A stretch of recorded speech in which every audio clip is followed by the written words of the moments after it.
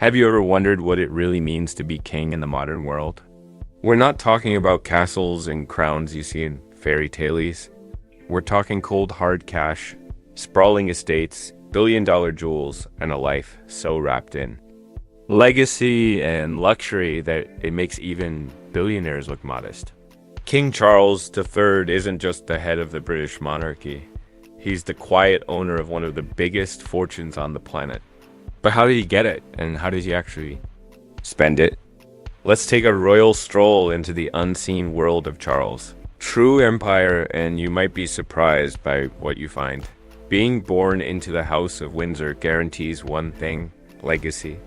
It means castles, history, and ceremonial pageantry. But it doesn't automatically mean you're rolling in your own personal millions. In fact, even senior royals, those referred to as part of the firm, sometimes rely on allowances from their parents or inheritances to live the lifestyle we associate with blue-blooded privilege. But when Queen Elizabeth II passed away, everything changed for Charles. He didn't just become king. He became the steward of an intricate web of royal wealth. And due to a deal struck in 1993, he inherited much of it tax-free. Let that sink in. No inheritance tax, not a penny. That alone places him in a completely different financial world than the average billionaire got. But how big is this royal pie? Let's break it down. When Queen Elizabeth passed, Charles gained access to over $42 billion in royal assets held in trust by the crown. These are not personal assets he can sell or gift to his children, but they do represent the enormous institutional power and wealth he controls. At the center of this empire is the Crown Estate, one of the largest property portfolios in the world, worth a whopping $17.5 billion. This isn't just palaces and castles. It includes most of the UK's seabed, London's iconic Regent Street, and even the famed Ascot racecourse. A royal favorite. In 2022, the Crown Estate made over $361 million in net profits. But here's the catch. The entire profit goes to the British Treasury. In return, the royal family receives what's known as the Sovereign Grant, a royal allowance. In 2022, this grant totaled $99.6 million, which covers travel, staff, official engagements, and palace maintenance.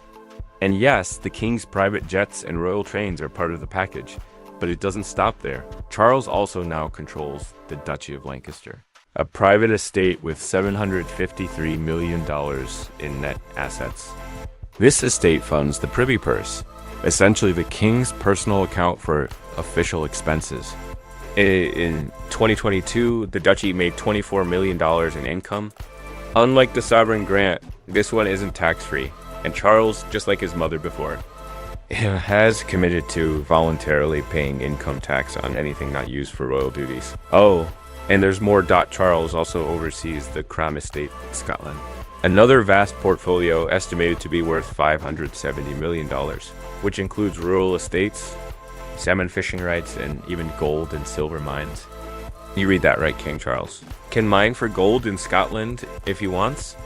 But let's talk about the crown jewels, literally. The royal collection, which includes the legendary crown jewels, is valued at $12.7 billion. It's not just tiaras and gold-plated swords. This collection holds priceless paintings by Da Vinci, Rembrandt, Vermeer, and more. And it all technically belongs to the king, held in trust for the nation. You might be wondering, can he sell any of it?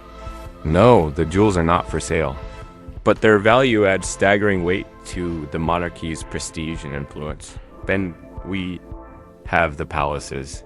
Buckingham Palace alone is estimated to be worth $4.9 billion. Add in Balmoral and Sandringham, both personal properties inherited from Queen Elizabeth, and you've got another $191 million in real estate. Clarence House, Charles' old London residence before becoming king, sits comfortably at $72 million. All told, 9 royal homes form the foundation of Charles' residential empire. Most are off limits to the market and soaked in national symbolism, but they are lived in, staffed, and maintained like any other billionaire's estate. What about the cars, watches, and the everyday luxuries? Don't worry, he's got those covered too. On his first official appearance as king, Charles wore an 18-karat gold Parmigiani Fleurier Toric chronograph, a rare timepiece worth around $8,000. Though in royal circles, it's the craftsmanship and subtlety that matter more than the price tag. He arrived in a Rolls-Royce Phantom 6, once gifted to Queen Elizabeth in 1977, but not for sale.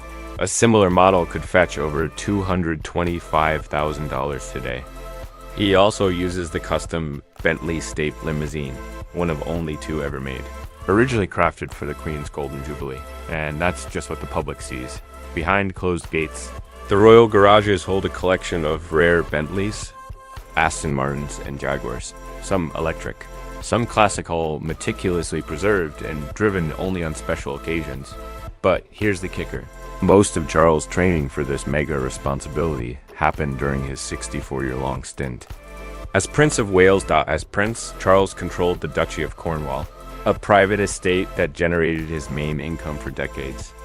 Under his leadership, it grew to over $1.2 billion in assets, including 52,000 hectares of land, about a third of Greater London, $400 million in commercial properties. The Duchy of Cornwall brought in more than $26 million annually, enough for Charles to be financially independent of the government grants. Today, that duchy has passed to Prince William, who now holds one of the most valuable inheritances in Europe. So now William doesn't have to ask Dad for an allowance ever again. Meanwhile, Prince Harry and Meghan Markle, having stepped away from official royal duties, have built their own financial path through a $100 million Netflix deal, a Spotify podcast contract worth up to $80 million, and other private ventures. But make no mistake, leaving the royal family, as history shows, often comes with a financial hit. Just look at King Edward VIII, who abdicated in 1936 to marry Wallis Simpson. He gave up the crown, wealth, and the sovereign grant receiving only a negotiated stipend. When he died in 1972, he left behind just $2.5 million, a tiny sum compared to modern royal standards. Now, let's talk transparency. Back in 2017, Charles' finances briefly came under fire when the Paradise Papers revealed that the Duchy of Cornwall had invested millions into offshore accounts. One investment, tied to a firm in Bermuda, was run by a university friend of Charles.